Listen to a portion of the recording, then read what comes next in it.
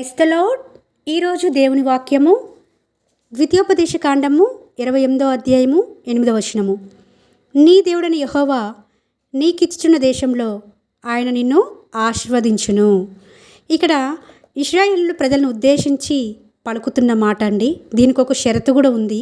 మొదటి వచనంలో చూస్తే, నీవు నీ దేవుడని యెహోవా మాట శ్రద్ధగా విని నేడు నేను నీకు ఆజ్ఞాపించుచున్న ఆయన ఆజ్ఞలన్నిటినీ అనుసరించి నడుచుకొని నెడలా. ఇదే షరతండి. ఈ విధంగా ఉన్నప్పుడు మాత్రమే దేవుడు ఆశీర్వదిస్తాడండి. మనందరినీ కూడా దేవుడు ఉంచిన ప్లేస్లోనే మనం ఉన్నప్పుడు మాత్రమే, ఈ విధంగా ఈ షరతు ప్రకారం మనం జీవించినప్పుడు మాత్రమే ఆయన మాట వినాలి. ఎలా వినాలట? శ్రద్ధగా వినాలట. అంత మాత్రమే కాదు, ఆయన ఆజ్ఞాపించిన ప్రతి మాట, ప్రతి ఆజ్ఞను అనుసరించి నడుచుకోవాలట. ఈ విధంగా మనం జీవించినప్పుడు మాత్రమే మనల్ని ఆశీర్వదిస్తారండి.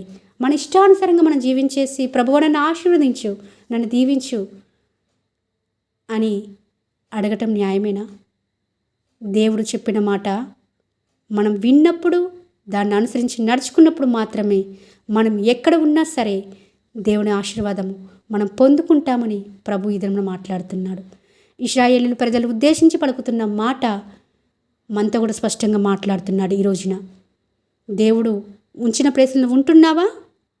లేకపోతే కొంత శ్రమ రాగానే, కొంత ఇరుకు రాగానే, కొంత జీవితంలో ఇబ్బంది కలగగానే దేవుడు ఉంచిన ప్లేస్ల నుంచి వైదొలిగిపోయి నీ ఇష్టానుసారంగా నీ సొంత నిర్ణయాలు తీసుకొని పక్కద్రోవన పోతున్నావా? అప్పుడు నువ్వు ఆశీర్వాదములకు కాదు, దేవుని శాపం క్రిందికి వస్తావని ప్రభు హెచ్చరిక చేస్తున్నాడు. ఈ రోజున ఎప్పుడైతే ఆయన మాట శ్రద్ధగా వింటామో అప్పుడు ఆటోమేటిక్గా మనం ఆయన ఆజ్ఞల్ని అనుసరించి నడుచుకుంటాము. తద్వారా ఆయన చేత ఆశీర్వాదము పొందుకునేవారిగా ఉంటామని ప్రభుపేట మనవి చేసుకుంటూ, మనందరం కూడా దేవుని చేత ఆశీర్వదింపబడిన వారిగా ఉండాలని, ఈ షరతు ప్రకారం జీవించి అందరూ ఈ వాగ్దానంను స్వతంత్రించుకోవాలని మనస్ఫూర్తిగా కోరుకుంటూ, మీ సహోదరి ఎలిజబెత్ రాణి.